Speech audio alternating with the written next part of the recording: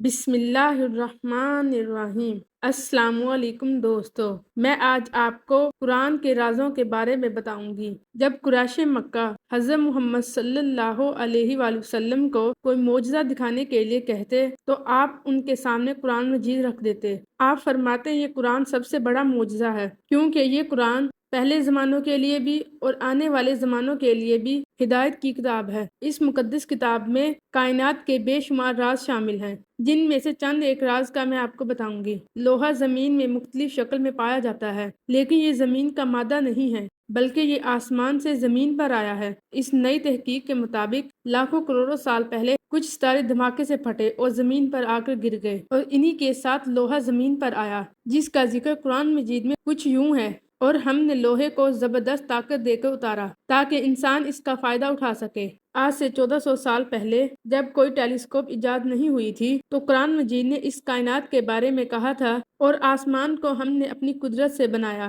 اور بے شک ہم اس کو پھیلاتے جا رہے ہیں۔ سائنس نے بھی اپنی تحقیق کے مطابق یہ کہا ہے کہ یہ کائنات پھیلتی جا رہی ہے۔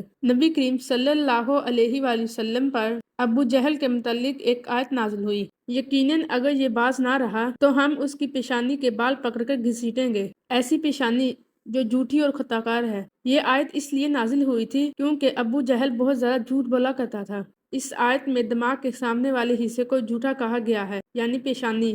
آج سائنس ہمیں یہ بتاتی ہے کہ دماغ کے سامنے والا حصہ سچ یا جھوٹ بولتا ہے۔ قرآن مجید نے اس پیشانی کا ذکر کر کے اس سائنسی حقائق کو صاف کر دیا۔ قرآن پاک میں اللہ تعالیٰ کا ایک اور جگہ ارشاد ہوا ہے: ہاں ضرور کریں گے، ہم تو قادر ہیں کہ اس کی پور درست کریں۔ دراصل حضرت آدم علیہ السلام سے لے کر قیامت تک آنے والے ہر شخص کا الگ الگ فنگر پرنٹ ہوتا ہے، یہاں تک کہ جنواں بچوں کا بھی الگ الگ ہوتا ہے۔ یہ فنگر پرنٹ انسان کی انفرادی شناخت ہوتے ہیں، جسے آج 20ویں صدی میں سائنس استعمال کر رہی ہے، لیکن قرآن پاک نے 1400 سال پہلے ہی اس بارے میں بتا دیا کہ بروز قیامت اللہ تعالیٰ انسان کی ہڈیوں اور پور کو جوڑ کر اٹھائے گا۔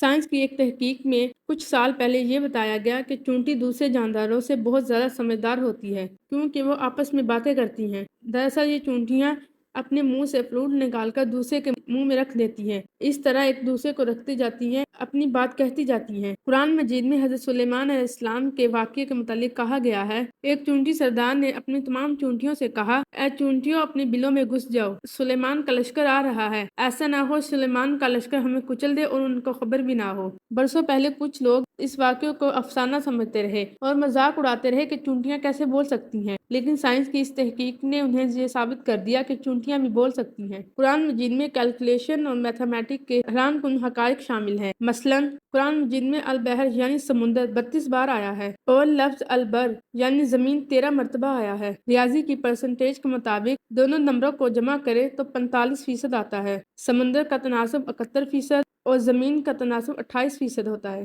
آج کی جدید سائنس بھی ہمیں یہی بتاتی ہے کہ زمین اور سمندر کا تناسب بالکل ایسا ہی ہے، لہٰذا یہ کوئی اتفاق نہیں ہو سکتا، یہ اسی کا کلام ہو سکتا ہے جس نے سمندر اور زمین بنائے۔ دنیا کا ہر جاندار خلیوں سے بنا ہے، خلیے یعنی سیل سے مل کر ایک پورا انسان بنتا ہے۔ ان خلیوں کا مرکزی کردار کروموسومز ہوتا ہے۔ اگر سورہ الزلزلہ میں غور کریں تو اس آیت میں انسان سے پہلے 46 حروف آتے ہیں، اور انسان کے کروموسوم 46 ہیں۔ اسی طرح سورۃ البقرہ میں بندر سے پہلے 48 حروف آتے ہیں، اور بندر کے کروموسوم بھی 48 ہیں۔ سورہ آل عمران میں لفظ گھوڑا سے پہلے 64 حروف آتے ہیں، اور حیرانی کی بات ہے گھوڑے کے بھی 64 کروموسوم ہوتے ہیں۔ قرآن مجید میں بہت ساری مستقبل میں آنے والی پیشن گوئیاں ہیں، جن میں سے کچھ پوری ہو چکی ہیں اور کچھ آنے والی ہیں۔ جس وقت نبی کریم صلی اللہ علیہ وآلہ وسلم مکہ میں تشریف فرما تھے تو دنیا کی دو طاقتور قوم میں روس اور فارس میں جنگ ہوئی۔ مشرکین مکہ فارس کی فتح سے بہت زیادہ خوش تھے، کیونکہ فارس بھی آگ کی پوجا کیا کرتے تھے،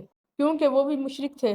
لہٰذا اس دوران سورۃ روم کی یہ آیت نازل ہوئی۔ روم والے قریب تری زمین میں مغلوب ہو گئے، لہٰذا وہ شکست کے بعد چند سالوں کے بعد غالب آ جائیں گے۔ عربوں کے لیے یہ بات ناقابل یقین تھی، کیونکہ وہ شکست پہ شکست کھائے جا رہے تھے، لیکن کچھ عرصے بعد کیسر روم نے آ کر پے در پہ حملہ کیا اور وہ فارسیوں پر غالب آ گئے۔ اس طرح روم کی قوم فارسیوں پر غالب آ گئی۔